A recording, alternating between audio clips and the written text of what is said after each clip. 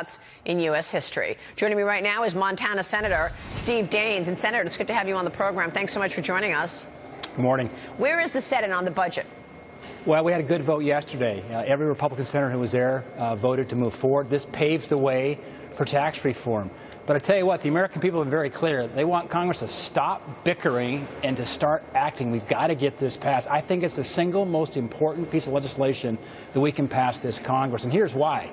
You look back since 2000, this economy, the American economy has lost 5 million jobs have gone overseas. This brings jobs back to America. We should call this the American Jobs Act. Second, it is a tax cut for the American worker. It is a tax raise, is a tax decrease and a pay raise for the American worker. And third, it grows the economy. Look what's going on with the Dow right now. Busted over 23,000 yesterday. Futures look even better this morning. What's happening here, we've added $5 trillion of wealth to America. In anticipation, the optimism right now of tax reform, I think that's built in right now to the numbers. Yeah. We've got to act, and I think we can unleash this economy. And we must, if we want to remain the economic superpower of the world. And when you're the economic superpower, you're also the military superpower. This is critical to pass before the end of the year. Yeah, but I mean, we know the pushback that happened in the Senate around health care. So what's the pushback now within the Senate? I understand the Senate has an issue with eliminating the estate tax, for example. Are things like that going to hold up the tax bill? Well, I don't think so. I mean, there's going to be some differences. At the end of the day, you've got to step back and say, we must pass this bill. This is the American Jobs Act. This is exactly what this economy needs right now to keep growing, keep moving forward. President Trump, since he took office, now we're seeing numbers approaching 3% GDP growth. This is a significant shift in the right direction. The stakes could not be higher. And so if we have some minor differences, that's part of what we do in Congress. We've got to set those aside, though, and look at the big picture. This is a big chance to step up to the plate, swing the bat hard, and deliver what the American people need right now is a tax cut, which means a pay raise and growing this economy. So it sounds like you're willing to vote for the tax plan. I will. Yeah. What about the SALT? That is the state and local income deduction that, of course, in this plan goes away. Are you open to agree to that? I am. I think it's actually it's a good idea. And what it does allows the states now to compete. The states that have high tax rates now are going to be exposed more because they won't be able to deduct those taxes from their federal returns. Going back to the founding fathers really wanted here was the states to really be the laboratories of democracy. Let the states compete.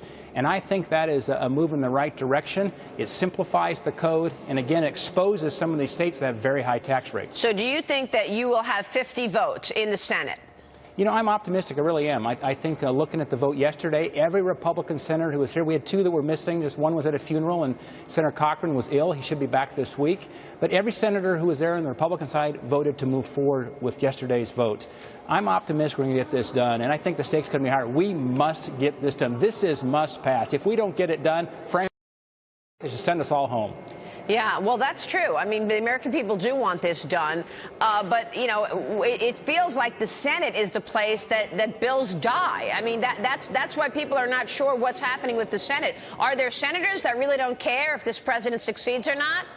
Oh, I don't think it's that issue. I really don't. I think there are senators who have very sincere differences on some of these policy issues. But I tell you what, I think we've got to step back and put on the United States jersey here for a moment. Not your personal jersey, but doing what's right for your state and doing what's right for your country. This is a moment in American history that we must act upon. And that is why we got to set aside the minor differences, step back and look at the big picture here, what this means right now for the American worker, for American jobs, for global competitiveness. It's time to give the American worker a pay increase. We can do that by delivering a tax cut. Yeah, but what about a tax increase for the highest earners? I mean, isn't that what's happening here if you eliminate the state and local deduction, and now there's a conversation about a fourth bracket? Where is that conversation? Does the Senate want a higher bracket, like 44% for the richest Americans? Yeah, I don't like the idea of raising taxes. And I think they're going to come back here and look at, we need to reduce the tax burden right now on American businesses to allow us to be competitive globally. Again, losing 5 million jobs since 2000. This is bringing those jobs back. I tell you what. Yeah, but I'm talking about the individual rate, Senator. I'm talking about the individual rate in a conversation of having another higher than the 35% rate that's been presented. Yeah, there'll be a debate about that. But I think one thing is I led businesses for 28 years in the private sector before coming to Congress.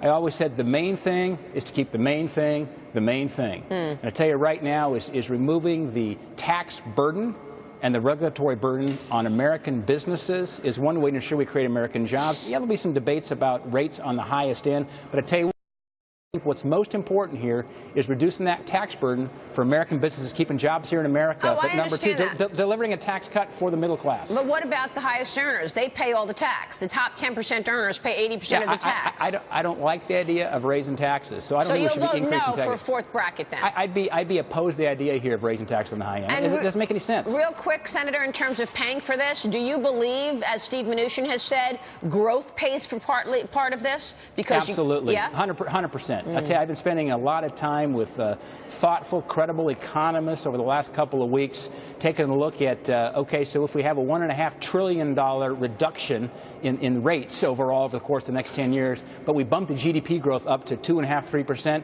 that more than pays for itself. It actually creates surpluses. We add revenues. And so this comes back to fundamentally put more dollars back into this economy, remove the dollars going back to Washington, D.C., and guess what? I think they'll get spent more wisely. You'll see the economy grow. You'll see tax revenues actually increase. Credible economists virtually everywhere are saying the same thing. Cut rates, increase tax revenues. We will actually see a reduction in deficits. All right, so you think you're going to get a bill to the president's desk by year end. He'll sign it, and this will be tax polish for 2018. I do. All right, well, we'll leave it there. Senator, we'll be watching. Thanks so much for joining us this morning. Thank you.